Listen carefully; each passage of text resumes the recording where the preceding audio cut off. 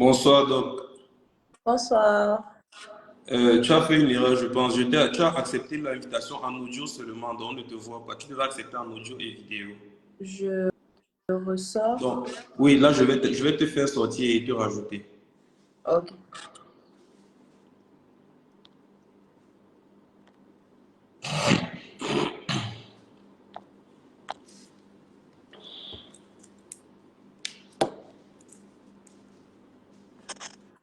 Alors, là, c'est mieux. Bonsoir, Doc. Bonsoir, ça va? Ça va très bien. Tu vois que tu voulais te cacher pour rien. Alors, bonsoir tout le monde. Merci d'être connecté ce soir. Je vous excuse un peu mon cadre qui est inhabituel. J'ai été coincé à l'hôpital central, donc je suis obligé de faire le mardi médical ici avec une batterie qui n'est pas au top. Donc, peut-être un moment, je vais m'absenter. Le docteur Kassia va essayer de gérer tout ça. Je ne sais pas. Ok, donc bonsoir tout le monde. Merci donc d'être là ce soir malgré ton emploi du temps chargé. On voit bien que tu es à l'hôpital, mais tu as accepté de répondre présente ce soir. Je tiens à commencer cette émission en remerciant tous ceux qui ont participé de pro de loi à la réalisation de la campagne de santé qui s'est déroulée la semaine dernière, le week-end dernier à l'orphelinat Rafa pour célébrer l'anniversaire du mardi médical. Infiniment merci. La responsable de l'orphelinat m'a chargé de vous dire que cet orphelinat-là, c'est le chez vous, vous pouvez venir quand vous voulez. Elle était très touchée par vos dons. Donc, docteur, je sais que tu n'as pas l'habitude, donc je vais te passer la parole tout à l'heure. Tu vas te présenter, tu vas faire une présentation de 25 à 30 minutes maximum. Ensuite, je vais reprendre la parole pour essayer de faire un résumé. Après, nous allons passer à la phase de questions-réponses. Donc, ceux qui sont connectés en retard, qui n'ont pas l'habitude du mardi médical, au fur et à mesure que la présentation sera faite, vous pouvez poser vos questions en commentaire et à la fin, on les prendra dans l'ordre chronologique. Donc, je vais te passer la parole. Tu vas te présenter et commencer la présentation. D'accord. Ok. Je pense que là, on m'entend bien. Ok, super. Donc, bonsoir à tous et bienvenue dans le live de Mardi Médical. Je suis le docteur Kassia Meung-Florence, interne en gynécologie obstétrique, deuxième année. Donc, avant de démarrer, je voulais remercier le docteur Pouna pour son invitation et aussi lui adresser mes félicitations pour la spécialisation en radiologie. Donc, il y a beaucoup d'argent. Ça veut dire que ça va aller. D'accord. Bon, sans plus tarder, si vous êtes là ce soir, c'est pour parler d'une pathologie gynécologique fréquente et j'espère que ça sera assez digeste à votre goût et pas du tout long. Donc, le thème gagnant ce soir, c'était le kyste ovarien. Alors, c'est quoi le kyste ovarien? Le kyste ovarien, c'est une tuméfaction à composante qui se développe aux dépens d'un ovaire ou des deux ovaires. Donc, d'après l'article d'Adrien et collaborateurs, il faut noter que 5% des femmes développent des kystes de l'ovaire au cours de leur vie. Alors, les kystes de l'ovaire sont subdivisés en kystes fonctionnels et les kystes organiques, ou encore des tumeurs de l'ovaire qui peuvent être malignes ou bénignes. Donc, c'est quoi un kyste fonctionnel? Ce sont les kystes les plus fréquents déjà qu'on retrouve chez les filles en âge de procréer, donc qui sont liés au fonctionnement de l'ovaire. Ça veut dire quoi? Dans le temps normal, l'ovaire possède des follicules qui contiennent à leur tour des ovocytes. Et au 14e jour, donc le jour de l'ovulation, il est censé se rendre pour libérer l'ovocyte. Mais il peut arriver qu'à cause d'un dérèglement hormonal, ils ne se rendent pas et continuent donc de grossir et former un kyste. Mais au bout de 2 à 3 mois, il va disparaître de manière spontanée. Donc, c'est ça la particularité du kyste fonctionnel. Donc, pas besoin d'une intervention, pas besoin d'un traitement chirurgical. Dans le deuxième groupe, maintenant, nous avons les kystes organiques, donc, ou bien les tumeurs de l'ovaire bénigne ou maligne. La particularité, c'est que ceux-ci ne disparaissent pas seuls. Il faut forcément une intervention. Donc, ici, on retrouve plus les kystes épithéliaux. Ce sont les kystes qui se développent aux dépens de l'épithélium de l'ovaire. Dont la plupart, ce sont des cystadénomes séreux, les mycinoeux, les kystes endométriosiques, les tératomes matures, donc les kystes dermoïdes. Les kystes dermoïdes, ce sont des kystes qui contiennent souvent des cheveux, des dents, la graisse. Donc, ce n'est pas une pathologie lancée par la grand-mère du village. Donc, ça peut arriver, ce n'est pas la sorcellerie. Donc, il faut savoir que les kystes surviennent, comme je le disais, chez les patientes en âge de procréer. Ça survient également chez des patients qui présentent de l'obésité, le surpoids, qui utilisent certains médicaments comme les microprogestatifs et parfois ça peut être héréditaire. Donc, comment savoir si j'ai un kyste? Il y a deux groupes de femmes. Donc, il y a des femmes qui vont présenter des symptômes et il y a d'autres qui ne vont pas présenter de symptômes. Donc, ceux qui présenteront des symptômes, ce sont des femmes qui vont vous dire, docteur, je ne vois pas mes règles régulièrement. Donc, il y a un trouble du cycle.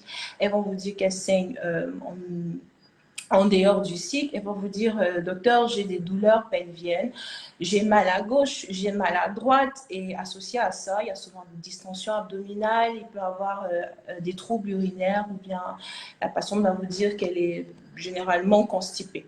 Donc, à l'examen physique, qu'est-ce qu'on est censé savoir lorsque le kyste ovarien s'exprime? On est censé avoir au niveau de l'abdomen une masse qui est assez rémitante.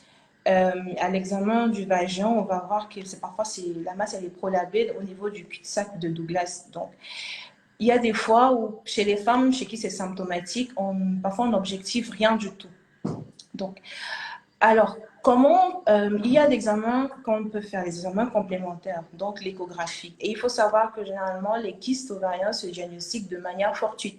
Donc, ce sont des patients qui n'ont pas de symptômes, elles viennent faire une échographie de routine et ensuite on découvre qu'il y a des kystes et on leur annonce ça. Donc, l'échographie, c'est l'examen phare. Pourquoi? Parce qu'elle nous renseigne déjà sur la taille du kyste, elle va nous renseigner sur la localisation du kyste, elle va nous renseigner sur la composante. Est-ce qu'il y a une composante solide? Est-ce qu'il y a une vascularisation? Donc maintenant, on peut également faire une IRM. Ça, c'est lorsqu'on suspecte généralement une malignité.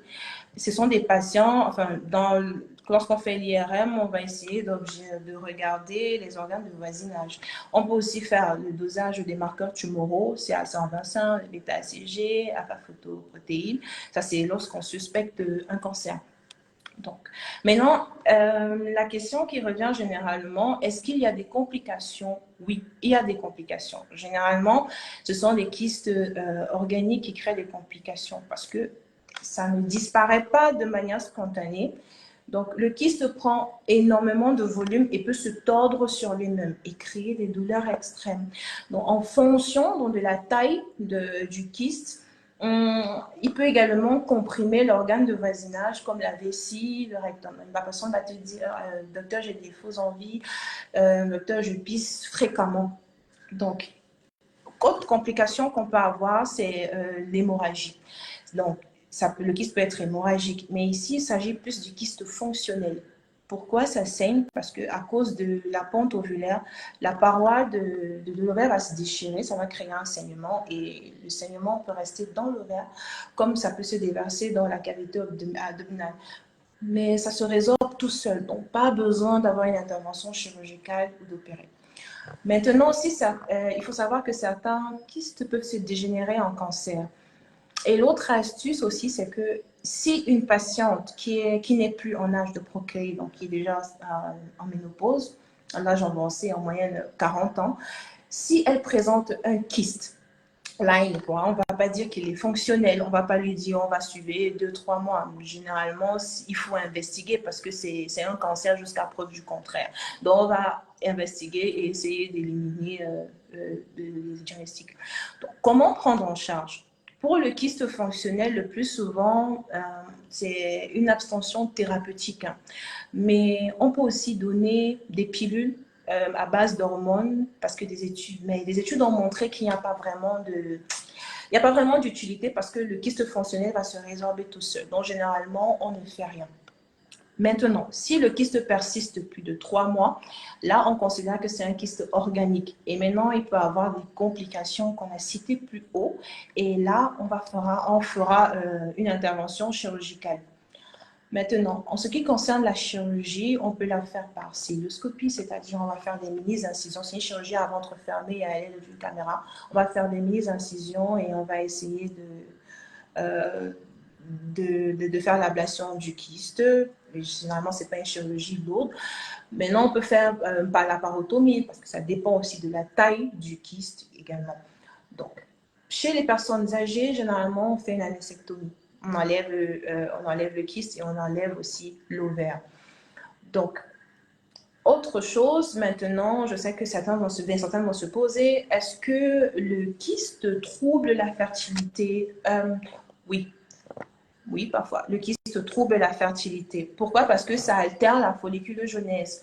En fait, ce qu'il faut savoir, c'est plus les kystes organiques, dans les kystes endométriosiques qui vont se former lorsqu'ils auront une taille assez élevée, soit 3 à 5 cm de diamètre. La conséquence, c'est que lorsqu'on va le retirer, on va diminuer en fait le parenchyme de l'ovaire.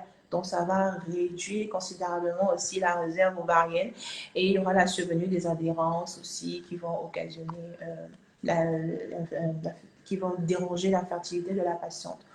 Donc, en conclusion, ce qu'on doit retenir ici, c'est que avoir un kyste de l'ovaire, c'est assez fréquent, surtout chez les femmes en âge de procréer. Donc, la plupart, ce sont des kystes fonctionnels et qui se résorbent généralement seuls. Maintenant, on peut avoir des kystes organiques qui sont bénins, qui ne disparaîtront pas seuls. On sera obligé d'intervenir. Mais non, ils peuvent être symptomatiques et ils peuvent être asymptomatiques. L'échographie, c'est l'examen phare pour poser le diagnostic. Et en ce qui concerne le traitement, il y a deux possibilités. Si c'est un kyste fonctionnel, on va faire une abstention thérapeutique, on va juste observer. Si c'est un kyste organique, là, on va faire un traitement chirurgical. Non. Si vous présentez ces différents signes et symptômes que nous avons cités en haut, c'est-à-dire aménorrhée, troubles du saignement, pesanteur pelvienne, douleur pelvienne et autres, je vous conseille de venir consulter ou de consulter votre gynécologue préféré. Donc voilà, j'espère que ça a été assez digeste et bref, pas du tout compliqué. Et je vous remercie. C'est toi que nous remercions, docteur Flo. La présentation était tellement digeste que voilà, ouais, je pense que les gens sont assez contents.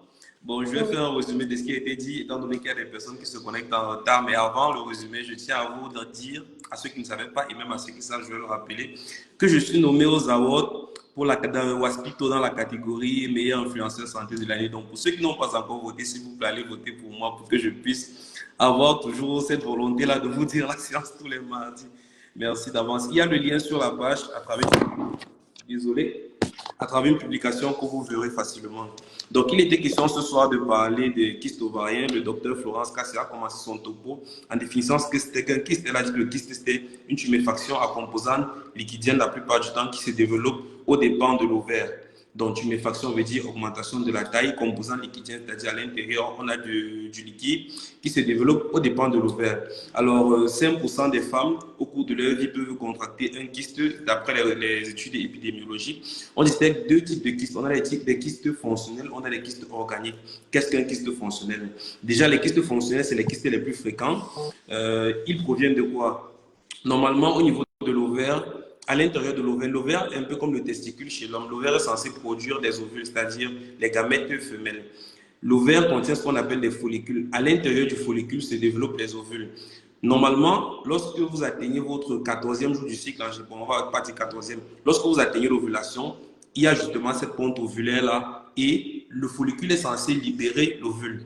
Mais pour une raison ou une autre, généralement à cause des dérèglements hormonaux, cet ovule-là n'est pas pondu, entre guillemets, et donc le follicule s'enkyste, c'est-à-dire qu'il commence à accumuler du liquide, et donc ça fait un kyste. On parle de kyste fonctionnel. À côté de cela, généralement, les kystes fonctionnels, comme le docteur l'a dit tout à l'heure, disparaissent au bout de 2-3 mois. À côté de cela, on a les kystes organiques qui, eux, se développent au dépend de ce qu'on appelle l'épithélium. L'épithélium, c'est voilà, une structure, je ne vais pas entrer dans les détails, c'est une structure qui n'est pas liquidienne, c'est une structure qui est solide, oui, qui se développe au dépend de l'épithélium et peuvent contenir plusieurs types cellulaires. Elle a parlé du kyste dermoïde tout à l'heure. Dans un kyste organique, on peut retrouver des cheveux, on peut retrouver des dents. Comme elle a dit, ça n'a rien à voir avec la sorcellerie. C'est voilà, une maladie qui est connu, c'est comme ça, ça bénéficie d'un traitement particulier. Alors, il existe ce qu'on appelle les facteurs de risque de développer un kyste ovarien. Entre autres, le docteur Kassia a cité l'obésité, le surpoids, la prise de pilules microprogestatives et même les antécédents familiaux de kyste ovarien. Alors, en clinique, c'est-à-dire de façon, en ce qui concerne les manifestations, on aura deux types de femmes, deux grands groupes de femmes. On aura les femmes asymptomatiques, c'est-à-dire qui ne vont rien présenter du tout. Maintenant, on aura les femmes symptomatiques. Alors, lorsqu'on dit symptomatique, quels sont les symptômes qu'une femme qui a un kyste ovarien peut présenter? Généralement, c'est les métrorragies, c'est-à-dire des saignements entre la période menstruelle. Normalement, vous savez que vous saignez, vous devez peut-être saigner le 3, vous avez fini de saigner le 3, vous devez encore saigner, disons, le 30, mais le 15, vous vous retrouvez en train de saigner. Ça, c'est un saignement anormal, on parle de métrorragie. Ça fait partie des symptômes. On a également la douleur pelvienne, généralement d'un seul côté du bas-ventre. On a également le ballonnement abdominal qui peut survenir. On a les troubles urinaires, on va expliquer pourquoi tout à l'heure. On a également l'aménorrhée, c'est-à-dire que vous ne voyez carrément pas vos règles. Donc ça, c'est pour les femmes symptomatiques. Alors, si vous présentez ces cas-là, vous allez aller voir idéalement le docteur Kassia. Elle va vous examiner, je vais vous faire de l'examen physique et elle va certainement vous demander une échographie pelvienne. Cette échographie-là fera généralement le diagnostic de confirmation. Elle peut suspecter un kyste, mais cette échographie-là fera le diagnostic de confirmation de kyste en démontrant la taille, montrant la localisation, montrant la composante même du kyste. Parce qu'on a dit que ce n'est pas toujours les kystes fonctionnels. Oui, c'est du liquide, mais au niveau des kystes organiques, on peut avoir par exemple des tissus plus ou moins bizarres. Donc, l'échographie pourra éventuellement renseigner sur la composante. Et elle pourrait également vous demander une imagerie par résonance magnétique qu'on appelle IRM en cas de suspicion de malignité. Si elle se dit que cette masse-là, c'est un kyste qui a tourné du côté malin, c'est-à-dire qu'elle pense que c'est un cancer, elle pourra vous demander une IRM. Elle pourrait également vous demander ce qu'on appelle le dosage des marqueurs tumoraux. Lorsque vous présentez un cancer, il y a certains marqueurs dans le sang qui s'élèvent. Donc, on va vous envoyer faire des examens de sang pour identifier si vous présentez déjà des marqueurs tumoraux et la prise en charge sera différente. Alors, en ce qui concerne les kystes, ce qu'on redoute beaucoup plus, c'est les complications. Les complications, ça peut être quoi? La douleur. Vous êtes comme ça, vous n'avez jamais entendu parler des kystes, vous ressentez une douleur brutale au bas-ventre d'un seul côté. Ça peut être une torsion de kyste ovarien. Donc, première complication, la torsion. Autre complication, l'hémorragie qui affecte beaucoup plus les kystes fonctionnels. On peut également avoir les troubles urinaires qui sont dus à la compression des organes de voisinage. Au niveau de l'appareil génital de la femme, on a l'ovaire qui est là, mais à côté, on a la vessie, par exemple. Si l'ovaire se met à comprimer, la vessie se met à comprimer tel organe urinaire, on peut avoir des troubles urinaires. À côté de ça, on a la dégénérescence maligne qu'on a dit tout à l'heure. Dégénérescence maligne veut dire que vous aviez un kyste qui était entre guillemets normal et qui se transforme plus tard en cancer. Ça fait partie des complications. Alors, le docteur Kassel a dit tout à l'heure, tout kyste ovarien chez une femme déjà ménopausée est un cancer jusqu'à preuve du contraire. Tout simplement parce que généralement, lorsqu'une femme a un kyste, on pense d'abord au kyste fonctionnel. Au vu du mécanisme qui conduit au kyste fonctionnel lié à l'activité d'ovulation et tout, vous êtes d'accord avec moi qu'une femme qui est ménopausée n'ovule plus, donc s'il y a un kyste, on doit déjà penser à un diagnostic beaucoup plus grave d'emblée, quitte à l'écarter plus tard. Alors, le traitement repose essentiellement sur la surveillance, étant donné que la plupart des kystes sont des kystes fonctionnels. On a dit qu'ils disparaissaient au bout de 2-3 mois en général, donc on ferait une surveillance mensuelle. Mais s'ils persistent plus de 3 mois, on va penser alors qu'ils sont organiques, et là, ils pourront bénéficier d'un traitement par chirurgie. Lorsqu'on dit chirurgie, ce n'est pas toujours ouvrir le ventre grandement de quelqu'un, non. Le docteur l'a dit tout à l'heure, il existe des méthodes révolutionnaires telles que la cystoscopie, qui est une chirurgie à ventre fermé. On fera juste des tout petits trous au niveau de votre ventre et on va aller enlever les kystes. Alors, la cystoscopie, c'est vraiment l'examen révolutionnaire, la modalité chirurgicale révolutionnaire. Mais on peut également faire la laparotomie si on est dans un contexte où on ne dispose pas de moyens pour faire la cystoscopie ou alors si le kyste est beaucoup trop gros. Alors, que dire de plus? En nota bene, chez les personnes âgées, lorsque chez les personnes âgées, généralement, on va pas enlever juste le kyste. On va enlever carrément tout l'ovaire parce qu'en laissant l'ovaire là, ça peut développer un cancer plus tard. Et le kyste, oui, peut altérer la fertilité. Avant qu'on ne pose la question, le docteur l'a dit tout à l'heure. Donc, on va essayer de prendre rapidement les questions qui ont été posées. Donc, j'espère que tu es encore avec nous. Oui, oui. Donc, je vais essayer de prendre les questions de façon chronologique et voilà. Tu vas essayer d'apporter des réponses si tu le veux bien. Alors, la première question, j'espère que je ne saute pas. La première question nous vient de mademoiselle Vanouchka, je cite. Est-ce qu'avec le SOPK, il s'agit d'un kyste organique ou fonctionnel? Avec le SOPK, il s'agit généralement d'un kyste fonctionnel. parce que c'est un kyste qui va se développer, parce qu'il y aura un trouble de, comment dire, il y aura un trouble d'ovulation. Donc, tout ça va conduire à... Bref, c'est fonctionnel en fait, c'est lié à la fonction de l'ovaire. Donc, c'est fonctionnel, ce n'est pas organique. Merci, docteur. C'est vrai que j'ai déjà pris mon couloir de radiologie, mais j'aime toujours dire mot sur les choses de gynéco et tout autre. Donc, dans le cadre du SOPK, comme le doc l'a dit, c'est fonctionnel parce qu'il n'y aura pas de ponte ovulaire. L'ovule arrive à maturation, il n'est pas pondu, il s'accumule là, il s'enquiste et donc avec le temps. Bonsoir, docteur.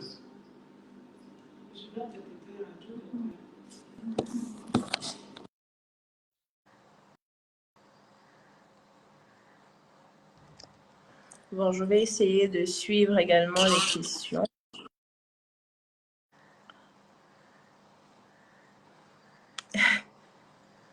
Le micro, ton micro.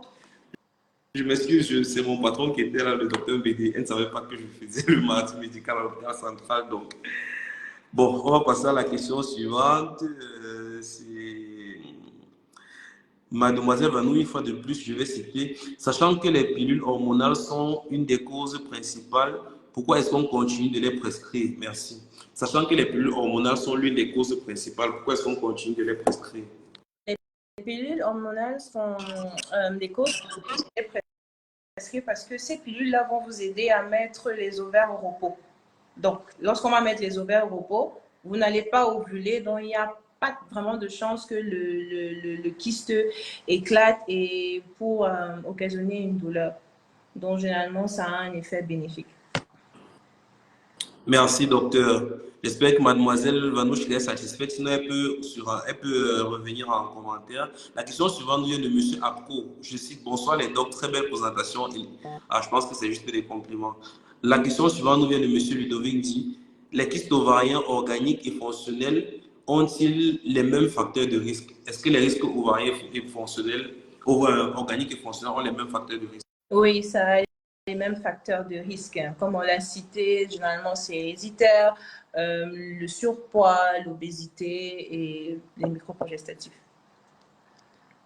Merci, docteur. Alors, mademoiselle Vanou revient avec une autre question. S'il vous plaît, est-ce qu'il existe un lien entre l'alimentation et la survenue du kyste ovarien? Bon, l'alimentation et la survenue des kystes ovariens, non. Je n'ai pas encore lu un article qui parle de ça, mais on va essayer de chercher pour voir s'il y a effectivement un lien. D'accord. Merci, docteur. Question suivante nous vient de Flamme Andy. Je cite, bonsoir, docteur, merci pour votre présentation. Je voudrais savoir s'il existe une relation entre le tabagisme et les kystes ovariens. Non plus. Bien sûr, on va essayer de se documenter dessus aussi pour voir. Mais sinon, on n'a pas vraiment connaissance d'un lien entre le tabagisme et les kystes ovariens. Merci, docteur. La question suivante nous vient de mademoiselle Laetitia Eba. Je cite, bonsoir, à moins de 3 mois, comment peut-on différencier les deux types de kystes, s'il vous plaît? Bon, comme on l'a dit, si c'est un kyste fonctionnel, ça va disparaître au bout de 2-3 mois. C'est-à-dire, lorsque vous allez faire une échographie de contrôle, on va plus objectiver de kyste. Mais par contre, si c'est un kyste organique, ce sera un kyste qui sera persistant. Donc, au bout de votre 3e mois, quand vous allez venir avec une échographie de contrôle, le kyste sera toujours présent. Là, on va prendre en charge comme un kyste organique. Merci, docteur. Donc, mademoiselle Eba, la différence se fera justement au bout des 2-3 mois avec la persistance ou non. La question suivante nous vient de mademoiselle Ange Naomi, je cite.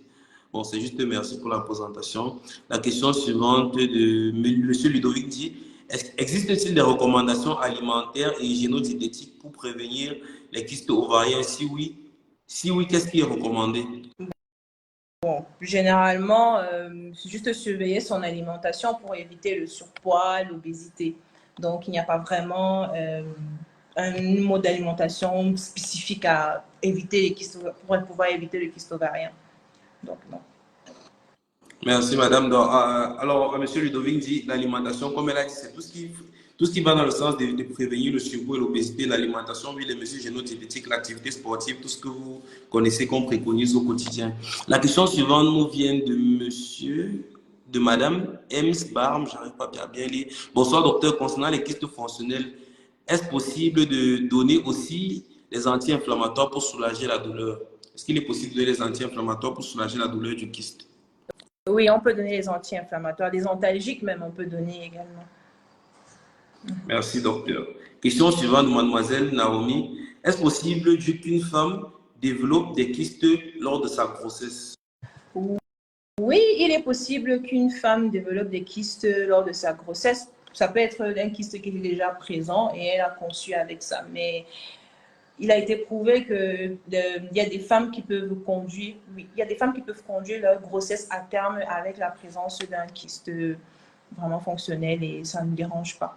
Parce que déjà, pour que ça fasse mal ou bien pour que ça se manifeste, pour que ça se rompt, il faut déjà qu'il y ait ovulation. Donc, lorsque vous êtes enceinte, il n'y aura plus ovulation, donc ça va rester là. Merci, docteur. On a la question suivante qui nous vient de M. Wilfried Tobo. Je cite, qu'est-ce qui explique qu'après opération et extraction, les kystes sont susceptibles de réapparaître? Qu'est-ce qui explique qu'après opération et extraction, les kystes sont susceptibles de réapparaître? Oui, c'est par rapport aux facteurs de risque toujours. Hein. Ça peut se résorber et après quelques temps encore, ça revient, ça se résorbe seul, ça revient encore et puis voilà. Donc, c'est juste des facteurs qui prédisposent à avoir le kyste. Merci, docteur. Alors, monsieur Andy Flamme a une autre question. Pourquoi est-ce qu'un kyste grossit? Généralement, les kystes grossissent à cause du facteur hormonal également. Et je pense que c'est ça. Hein. Je ne sais pas s'il y a une autre explication par rapport à ça. On pourra aussi essayer de se documenter pour pouvoir justifier cela. Mais généralement, ils grossissent aussi sur l'influence des hormones. Merci, docteur. Alors, je pense que c'est une propriété qui n'est même pas propre seulement aux kystes ovariens, même les autres kystes. L'épithélium a cette capacité-là à continuer de sécréter. Et plus il sécrète, plus le kyste grandit. Pour les kystes, par exemple, qui ne sont pas gynécologiques, je ne sais pas trop comment on parle déjà les kystes gynécologiques, mais pour les autres kystes, il est question d'enlever tout l'épithélium ou alors faire une éversion. Sinon, la sécrétion continue, va le faire grossir davantage. Et voilà, on aura toujours cette persistance-là. On a une question qui revient de mademoiselle Laetitia Eba. Mademoiselle Eba revient avec une question. Est-ce que les kystes sont généralement associés à une autre maladie en dehors du cancer? Si oui, lesquelles? Est-ce que les kystes sont généralement associés à une autre maladie en dehors du cancer? Si oui, lesquelles? Non, ils ne sont pas généralement associés à une autre maladie. Hein. C'est possible de les avoir de manière spontanée. Et puis maintenant, à la fin, lorsque vous entrez en âge, lorsqu'on a une patiente qui est en âge qui est déjà en ménopause, ça peut se dégénérer et devenir un cancer. Donc, il n'y a pas forcément. Merci, docteur. Je ne t'entends plus. Est-ce que tu m'écoutes, toi? Oui, je t'écoute. D'accord, c'est bon. On a une question suivante qui nous vient de mademoiselle Béni Gracia. Bonsoir les docs, merci pour la présentation. S'il vous plaît, est-ce qu'il existe un lien entre les myomes et les kystes? Non. Non. Il n'existe pas de lien entre les myomes et les kystes. Hein. Non. Je pense que c'est que le myome, c'est à part. Et maintenant, le kyste, ça se développe au dépend de l'eau. Le kyste ovarien se développe au dépend de l'ovaire. Donc, le myome, c'est sur l'utérus. Merci, docteur. Alors, j'invite mademoiselle Béni Gracia à regarder le mardi médical qui avait été fait sur le myome en début d'année. On a la question suivante de mademoiselle Sarah Kouelard. Je cite, bonsoir. Comment savoir et dépister ou alors quels sont les signes que nous sommes en hypo ou en hyper-immunité endométriale? Wow. Je vais reprendre. Comment savoir et dépister ou alors quels sont les signes que nous sommes en hypo ou en hyper-immunité endométriale? Bon, là aussi, on va essayer de se documenter. Hein, c'est assez spécifique. On va essayer de se documenter et apporter un élément de réponse en commentaire vraiment détaillé. Merci pour la question. J'avoue, je ne comprends même pas le sens de l'immunité endométriale. Peut-être c'est un thème gynécologique que je ne maîtrise pas. Merci pour La question sur mademoiselle Sarah Kouila revient avec une autre question. Comment savoir que les récepteurs utérins KIR sont compatibles avec le HLA de l'embryon? Wow. Je pense que ça, c'est une de nos collègues qui essaie de nous embêter. Je pense fortement. Alors, enfant et lui demande. Mademoiselle Kouela, je pense qu'on va organiser un staff où on va parler de toutes ces questions spécifiques-là. Alors, la question suivante nous vient de Mademoiselle Bini Gracia. Est-ce qu'on peut avoir les kystes ovariens sur les deux ovaires en même temps? Oui, c'est possible de les avoir sur les deux ovaires. Comme on l'a dit, la définition, ça se développe au dépend d'un ovaire ou bien les deux ovaires. D'accord. Okay. Alors, sa deuxième question est de savoir, dans le... Vous pouvez continuer, je vais voir. Je ne t'entends pas très bien, docteur. Je disais que est-ce que tu pouvais continuer comme ça j'arriverai pas. Je suis radiologue.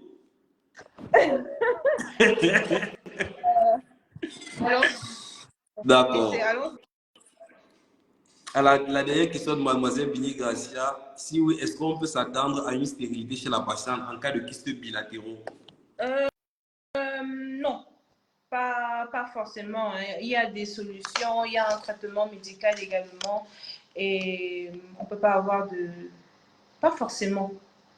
C'est possible qu'il y ait une infertilité qui survient, qui va survenir, mais le problème peut être résolu. Merci, docteur. Alors, on a la question qui revient, celle de savoir quelle est la différence entre un kyste et un myome. Est-ce que tu peux encore dire un mot rapidement sur le myome? La différence entre le kyste et le myome, c'est que le myome va se développer au dépend du muscle utérin. Ça va se développer au niveau de l'utérus. Mais maintenant, dans le schéma de l'utérus, on a les trompes aussi là et l'ovaire au bout. Donc, les kystes vont se former au niveau de l'ovaire. Ça n'a rien à voir avec le corps de l'utérus et tout. Non, ça passe juste au niveau de l'ovaire. Merci, docteur. La question suivante nous vient de M. Valim Soga. Je cite: bonsoir, docteur. Existe-t-il une relation entre un œuf clair et un kyste ovarien? Non, il n'y a pas de relation entre un œuf clair et... Merci, doc. Question suivante de Mademoiselle Bini Gracia. Lorsqu'une patiente souffre d'un kyste ovarien, la douleur pervient uniquement pendant les règles? Bon, la douleur pelvienne n'est pas uniquement pendant les règles. Les douleurs pelviennes peuvent survenir. C'est généralement en période ovulatoire parce qu'il y a le kyste qui va se rompre au moment de l'ovulation. Donc, lorsque l'ovaire va ouvrir sa poche pour que l'ovocyte puisse sortir, ça va créer une douleur aussi parce que le kyste va se rompre. Maintenant, on peut aussi avoir, lorsque c'est un kyste organique, comme on l'a expliqué, avec la taille, ça peut tourner sur elle-même et le kyste peut tourner sur lui-même et créer des douleurs. Merci, docteur. Alors, M. Ahmed Diffie aimerait savoir, est-ce que le seul problème dans la rupture du kyste, c'est la douleur? Le seul problème, ce n'est pas forcément la douleur, mais il y a aussi la notion de saignement. Mais c'est un saignement qui va se résorber seul, hein, parce que c'est fonctionnel. D'accord. Merci, docteur. La question suivante vient de M. Ludovic dit: les kystes ovariens ont-ils un impact sur la fertilité? C'est vrai qu'on l'a dit, mais donc si tu peux dire un mot encore. Oui, le kyste ovarien aussi a un impact sur la fertilité parce que ça va troubler la folliculogenèse. Ça peut, en fonction de sa taille, ça peut comprimer les follicules et empêcher oui, la folliculogenèse. Merci, docteur. Alors, mademoiselle Ange Naomi, encore une question. Est-ce que les femmes qui prennent les pilules sont moins exposées au développement des kystes ovariens? Non, elles ne sont pas moins exposées. Elles sont aussi exposées, mais enfin, les femmes, on n'a pas toutes le même organisme. Il y a certaines qui peuvent développer des kystes en prenant ces médicaments-là, mais il y a d'autres qui peuvent ne pas les développer. Merci, docteur. On remercie mademoiselle Sarah Kouela pour ces questions, qui nous dit aussi merci encore. Donc, merci à toi, docteur. Le mardi médical a été flash parce que voilà, donc à l'hôpital, moi, je suis dans un cadre pas très bon, donc vous excusez pour cela. Vous allez, s'il vous plaît, nous excuser et on espère que vous êtes sortis de là avec quelque chose. Donc, je te passe la parole pour le mot de fin et on va clôturer. Bon, pour le mot de fin, j'espère que tout a été compris. J'espère également apporter des meilleures réponses aux questions de nos collègues, qui est assez difficile. Je vais bien sûr noter et m'assurer de répondre. Voilà, j'espère que ça a été digeste et lorsque vous vous sentez mal, lorsque vous avez ces douleurs et tout, n'hésitez pas à Nous sommes là pour vous. Merci, docteur. Merci une fois de plus. Je dis une dernière fois merci à tous ceux qui soutiennent le mardi médical. Et je vous invite une fois de plus à aller voter pour moi pour les awards du meilleur influenceur santé de l'année. Donc, docteur, merci beaucoup. Bonne soirée à toi. Bonne soirée à tout le monde. Si vous connectez en retard, n'hésitez pas à poser vos questions en commentaire. Nous allons apporter des éléments de réponse. Passez une très bonne semaine. Ciao. Merci.